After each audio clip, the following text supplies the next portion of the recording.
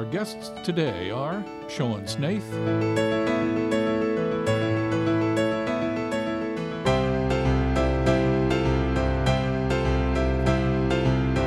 Stuart Fullerton.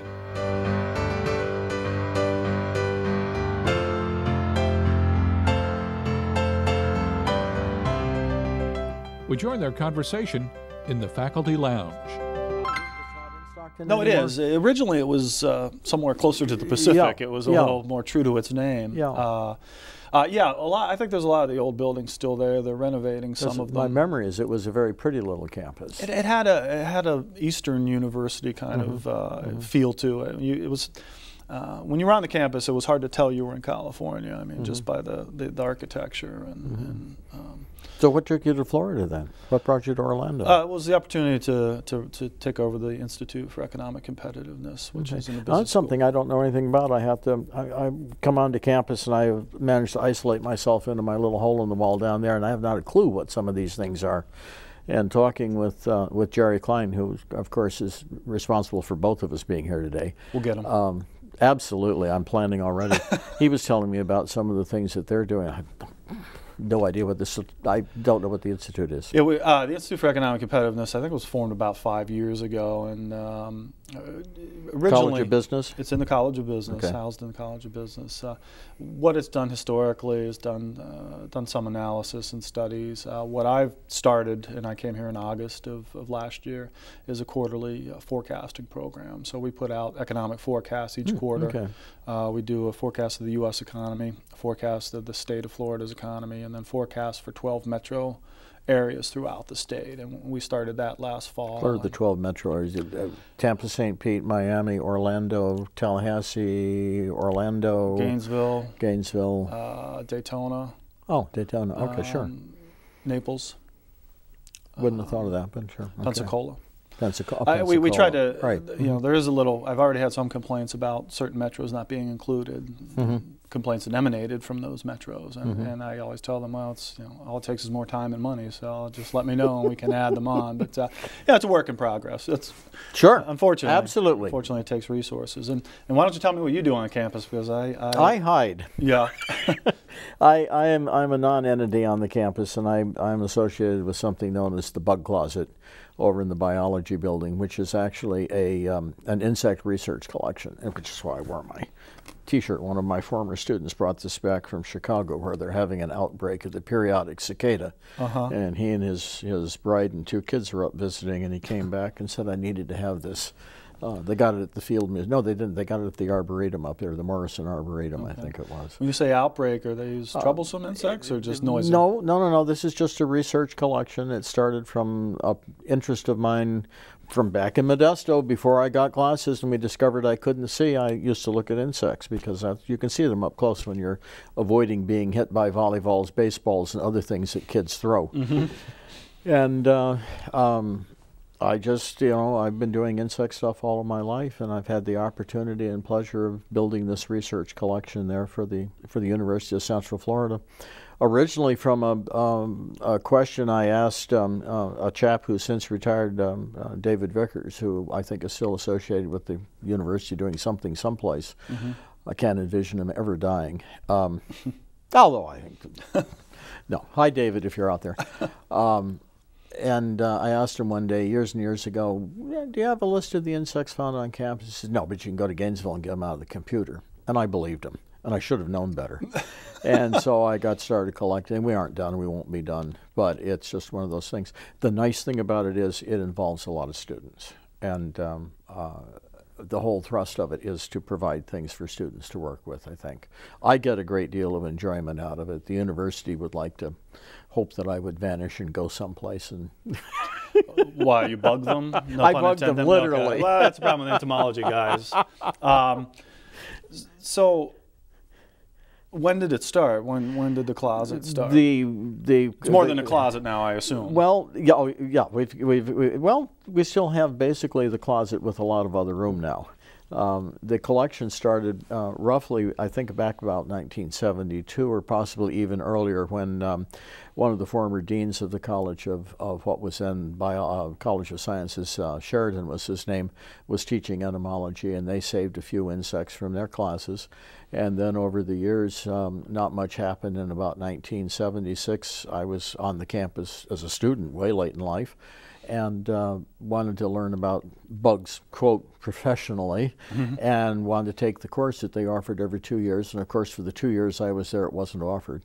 So I got to collecting anyway and started building a collection, and then went off to do other things. And after I ran out of matches from setting the world on fire late in life, I was looking for something to do and wandered back onto the campus and was doing some volunteer work with a chap by the name of Hank Whittier in the old Arboretum. We've got a whole fancy new Arboretum that's in the process now of being reconstructed. I've seen that. I've seen that. The chap who's running it is doing a wonderful job. I can't walk out there and see it anymore because my ability to walk is back to parking where we were today. I get there at 6 in the morning to get a parking spot next to the building. Just to be safe. Yeah. I'll ask you about the economic factors on that in a minute and what we can do about that one. Well, there's a mystery, as we were talking before we came on camera, that no matter where the university is located, there's never enough parking. Whether it's in the heart of a major city or out in the middle of nowhere. What do they do about parking in the University of Pacific? They limit the number This could of become spaces. known as the parking show. Well, hey, why not? Yeah. Jerry's gotten 2 parkers here, parked. Well, wait till we start talking about striping of parking lots. That's really where it gets interesting. They restrict the students, I think, pretty much, and it's more of a residential. They have parking that's not conducive to zipping in and out of campus. It's kind of way off on one side. So if you drive up from home for the semester, your car can sit there, and if you need it for something, but your day-to-day life doesn't necessitate you hopping in a car to get to campus. So, and I think the university will kind of, by the number of parking facilities that's put up, but also putting more residential units on campus will start to whittle away. It certainly has changed from when I remember when I met at first, in 1976, and I think the only housing they had on campus then were some 2-story apartments over to the south side of the administration. I guess it's the south side of the administration building. I think those buildings are still there, and then for years they were only going to have 4-story things, and now they have those things that I like to call squats, but they like to call them towers, the new parking or new housing facilities that look like they're 7 or 8 stories. They were advertising one day that Tower 2 is now renting, and I called somebody on campus. I said, how can you call it a tower? I said, by definition, a tower is taller than it is wide or long, and these things are definitely wider and longer than they are tall. But squat was not going to sell. Yeah, so, the marketing, I can see the marketing folks maybe having a problem with that.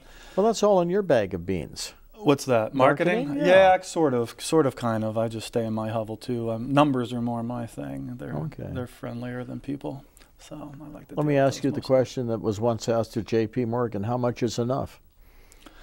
There's never enough. That's what he said. I think his was just a little bit more. Oh, okay. Well, that's about the one thing I have in common with J.P. Morgan. Then I it may have been Rockefeller. I don't know. Well, yeah, I'm sure we'll all get nasty phone calls about this thing here. When you say you're working with students, is it mainly you're out in the field with them, or are you doing classroom instruction? It was kind of a funny thing. When I got back to looking at insects along about 1990, I was doing some volunteer work there, and every now and then a student would wander through and want to learn about taxonomy, which is what I do, the identification of insects. And there wasn't anybody to teach the course, but David Vickers was the department chair at that time, and we kind of worked out an independent study where I took them and we had a couple of scopes at my house, and they worked out of the back of my house and were learning things. And then about 1993, I was invited to go up to Westfield, Massachusetts to spend the summer teaching a course in entomology up there to some students, and came back, and Dr. Vickers announced that we were going to offer entomology. So we did, and we offered it for 12 years in a row. And I did the labs as a volunteer and did them as a taxonomy unit. And so from this way, I was able to work with just an awful lot of wonderful students, many of whom developed interest in entomology. unlike what had ever happened there at the University of Central Florida, the theory there was is if you want to learn bugs, go to Gainesville, where they've got 2 whole buildings and a whole department of entomology and more people than you can, wave a fan at. Right. But I've been blessed with having students who have returned to do volunteer work. I've been blessed with having students that if I could find $1 or $2 to pay them, were willing to do some work. And several of them went on and did master's degrees and PhD's degrees at other universities in entomology. Mm-hmm. And 2 or 3 or 4 of them that have worked on master's degrees in biology, but the emphasis or their study area has been insects. And so they work with me in the bug closet. And at this precise moment, today, and this is dating us like ever because tomorrow it may all fall apart, but today I have 5 people that are working in there for various periods of times, 3 undergraduates, 1 graduate student, and 1 who graduated a year ago but is teaching biology here in Florida. And she's not a bug closet person, but she's interested and she's working with us. And she'll be taking more courses because she's going to go on and get her master's degree in education. So this is the pleasure. And these are all kids who never had a clue that they might like this. It's like taking somebody who wants to become a drummer and saying, would you like to learn about money? Nah, I don't want to learn about money. And then you do what you do, or the people who are in your field. And that was, well, it's one of those areas I don't think you necessarily by default would get exposure to. I mean, not at that school. Or even going up through secondary school, and mm-hmm. You may do biology, but you don't spend much time talking about entomology or the insect world. It was for like me as a kid when I was growing up in Modesto. If you wanted to learn about entomology, you never heard the word unless you happened to read a book in the library. That was it. And the only places you could go would be UCal Davis or UCal Riverside. And those were the 2. Mm-hmm. University of Cal Berkeley, the grandfather of the entomology programs. But those were the only 3 schools where you could get entomology in California. And I got my training over at the California Academy of Sciences in San Francisco, but knew many of the people at all 3 of those universities. But it certainly was not available when I was going to school and making my first crack at education. As a friend of mine would say, when I was done with college. I mean, how big is the discipline throughout the country? I mean, is there a large group of scholars, or is it relatively entomology, group? If you take it as a whole, is an absolutely huge concept. You have people who are into this from veterinary sciences viewpoints. You have people who are into this or studying it because of disease vector possibilities. You have all of the people who are involved with it from agricultural aspects. We spend hundreds of thousands of dollars, millions, billions of dollars protecting crops from insects, or thinking we're protecting crops from insects. The honeybee industry right now is a huge industry, both from bee barf on bread, like you might have had this morning. I did. I had it in my coffee. I love bee barf in coffee. We call it honey in our house. That's bee barf. From that aspect to the pollination aspect, all those wonderful apples that you get out of, Oregon and Washington and that stuff that you get down at the local grocery store, all have to be pollinated by bees. And the bee is an invasive species here in the United States. We brought that over from Europe. That is not a native creature. And they have chased out all of our native pollinators, which is causing a problem, particularly in line of this new unknown thing that's causing a crash in the bee colony. Yeah. And then there's all the people who want to help us not have termites eat our houses down. I don't know how long you've actually lived in Florida, but if you have a house that's built in Florida, you either have termites or you will get termites, and that's just all there is to it. Well, I have termite protection, and I hope I'm covered. You'll get termites. I'm sorry. All those people out there, you're going to get termites. Okay, but they'll rebuild my house for me, won't they? Termite protection is very good. I have it on my house. I've had termites, but then my house is 83 years old, 85 years old now, and it's had more than its share of termite damage. But all of these, we get silverfish and earwigs to get under the wallpaper or get behind the paintings. If you're a stamp collector and have a $500,000 stamp, what you really don't want is a socket insect eating the glue off the back of your stamp. So insects are a huge, huge, huge thing. And in other areas, and this is something that may or may not fit with where your interests are, is a possible source of food for human beings.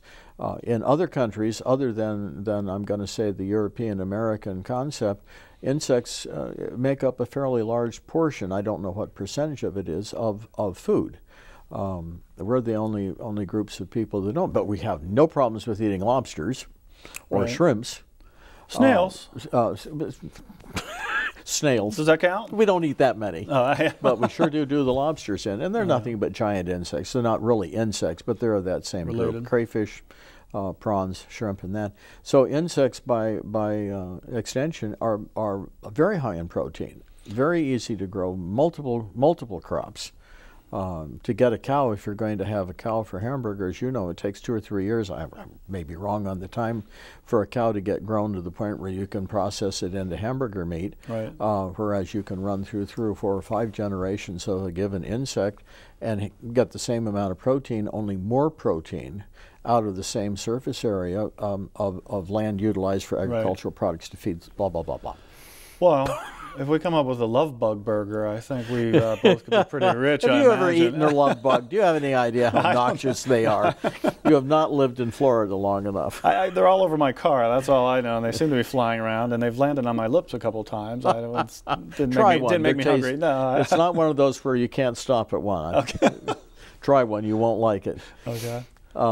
Why are, while we're on that, why are they so They were prolific? not invented at the University of Central Florida, and I have finally heard that rumor recently. Oh, get this out. is a new one. Someone called me the other day in the bug closet, one of the reporters, and wanted to know if there was any truth to the rumor that this was a biology department or a molecular biology project that had gone bad. They'd heard that as a rumor. And I said, well, that's a shift. I said, University of Central Florida has finally arrived. I said, that used to be blamed on Gainesville. Right.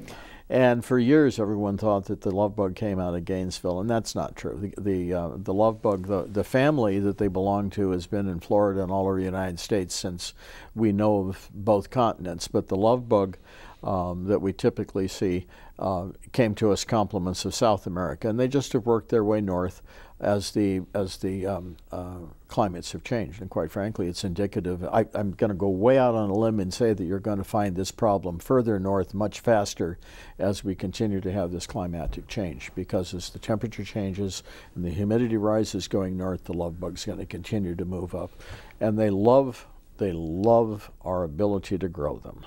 We provide them with lots of automobile fumes, and they love automobile fumes. They love the heat of the fumes and the toxins, the odor of the fumes, and we heat it up along all of our road strips. And then we mow all that wonderful grass, because we must have this look like a park. Golf course, right. I won't mention any companies that we tend to say occasion of. The beautification of Florida, we will not have tall grasses along there, so we chop all this stuff down, and it gets in there, and it gets wet, and it gets grimy, and it gets mucky, and the love bugs do us a service because they eat this stuff. The larvae eat all of this rotting vegetation. Okay.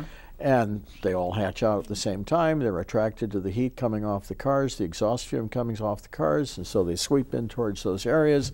And then the folks up there, and whoever make paint, love you because we don't wash them off. They eat holes in our paint. The car manufacturers think they're great things. So you see, it's a two-way street. It's not whether they're good or bad. It's just how you are. I see. So what attracts them to the exhaust? I mean, are they actually taking something out of it? Something or in the just fumes. the smell? Just the odor. Okay. I don't know whether the proper term to use is pheromone or whatever it is. Something along those lines. It's like your wife putting her favorite perfume on to kind of say, hi there. And you go, oh, my wife just went through. Are you wearing Midas today? Problems you did not have in California. Yeah, but we had the love bug out there, actually. I don't remember it being as bad, but I remember small, they different were population, different kind. species. Okay. Yeah, but not as bad as the one that's come up. But it's been here. I think it came into first documentation was probably around 1953. It had never been described before. This does not mean it's a new species. It's a species that's been out there for centuries, thousands of years. It just never had been identified and named by anybody. Of course, having a name on an insect gives it an ability, like you have a name, you are a person. Right. and insects to us have to have a name, otherwise it's another bug. Right. But the minute it has a name, we can talk about it. Neararctica americana. Are they related to, as they look like to me, the we used to call lightning bugs up in Pennsylvania? No, not at all. That's a beetle. That's a beetle. Okay. That's a beetle. These are true flies. Oh, they are? Yeah. Oh, that's right. You had those up in Pennsylvania, didn't you? We used to catch those. Another one of those metropolitan areas with insects. Yeah. So, do insects, well, I think they obviously do, but do we track species becoming extinct? Or, I mean, I know there's been problems with the honeybee, and because of its links to ag, we're acutely aware of that, but if some other little creeper crawly is growing in numbers, are we going to become There's alarmed? an awful lot of stuff that is either becoming extinct, has gone extinct, or will in the future. And this is a hard thing to tie down, because it's very difficult to put your finger on something and say it is gone. You can put your finger on some things and say we certainly haven't seen them for a few years. There are some species of butterflies that used to be found in downtown San Francisco before San Francisco became San Francisco, and they are definitely extinct because there is no habitat that they were isolated to by the nature of their species. That is one of the bramble bushes comes to mind, and that is an obvious thing. I can't think of anything in Florida at the moment that comes to mind, but on a personal level, from the work we've done with the students in the bug closet, there are several species that are new to science, meaning that they were named and described within the last 7 or 8 years, that their type locality and only known locality was that campus. And all the years that the students have been working around the campus and on the campus and up and down the spine of Florida in like habitats, these things have never been found. Unfortunately, one of them is under a 4-story parking lot, etc. And they've never been found again. One of them was named after one of our last grad students, his last Russellii, Sinopes russellii, and it was collected in a field down on the south end of campus that is now a 4-lane highway coming onto the campus, and with those wonderful green swaths for the love bugs, but they've never been collected again. So is it extinct? Have no idea. All I can say is we've never collected it any other place. It has never been collected by anybody else in the world in any of the collections in the world, and there are millions and millions and millions of specimens in collections. These were the only specimens that have ever been found. So what? Who cares? We don't know what it did. We don't know what its function was. Right. We don't know if it is the next step to the one that brings the staircase down. We don't know. Is it extinct? I have no idea. Is it a problem? Yes, it's a problem.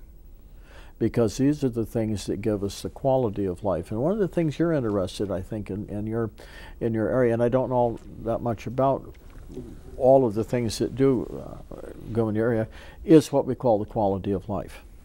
And for most folks, it seems to be having a can of our favorite beverage sitting on the sofa watching a sports program.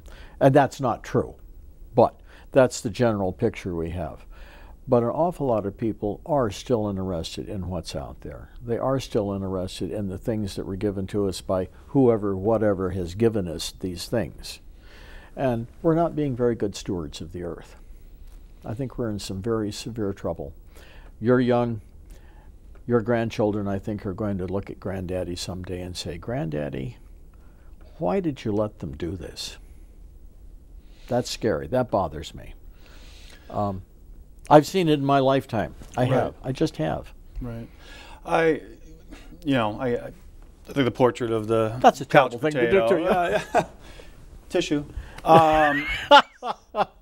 Yeah, I'm not going to cry. I told Jerry I wouldn't cry this time. Okay. Are you a crier? No, I'm not. Oh, crying's wonderful. You ought to do it more often. I cry a lot on that campus every time I'm told no. Oh, well, yeah. I get a lot on of campus no's. doesn't count. You're allowed. Can I have you're enough money to do this? No, we No. don't give you any money. Oh, and I get mad and get upset and walk off. Let me ask you this. I mean, some of this, of course, is the hand of man, but is there a natural ebb and flow of a species, that extinction is just part of... There is, but not on the level that we're creating it. We are upsetting the world to such a degree. We are changing the landscape to such a degree that the extinction is becoming massive. There have been apparently massive extinctions in the past. The dinosaurs are no longer here. We don't know why the dinosaurs disappeared. We don't know how long it took the dinosaurs to disappear, but we know the dinosaurs are not here. There are relatives of the dinosaurs, we call them birds, but we're now in the process of seeing a lot of our birds diminish. You can pick up the newspaper, I won't say daily, and see reports of animals that have become extinct. But there are vast lists of things that have become extinct in the last 100 years. And there are huge lists of things that are now threatened and endangered because we have just done what we've done. And that gets me off into some moral issues and some moral concepts that they'll probably bleep us all off the air if I say anything about it. But I'm not sure we have the right to do some of these things, but we do it. And I don't know of any way of controlling it. Yeah. I mean, you talked about quality of life, and I think, I mean, as an economist, that's something that we are interested in, but it's also something that in many ways is difficult to measure. It's easier to measure income. Well, I've got a good prices. question for you coming up, and I might as well ask it right now. And you're going to say, no, wait, some other time. But as an economist, your whole premise, I think, is built on a growing population and a growing, quote, economy. What happens if mankind all of a sudden looks around and says, yeah, we have to do something about this. Yes, we have to allow population growth to stop growing and go to a hold your own phase, or even find a way to begin to let the population by attrition decline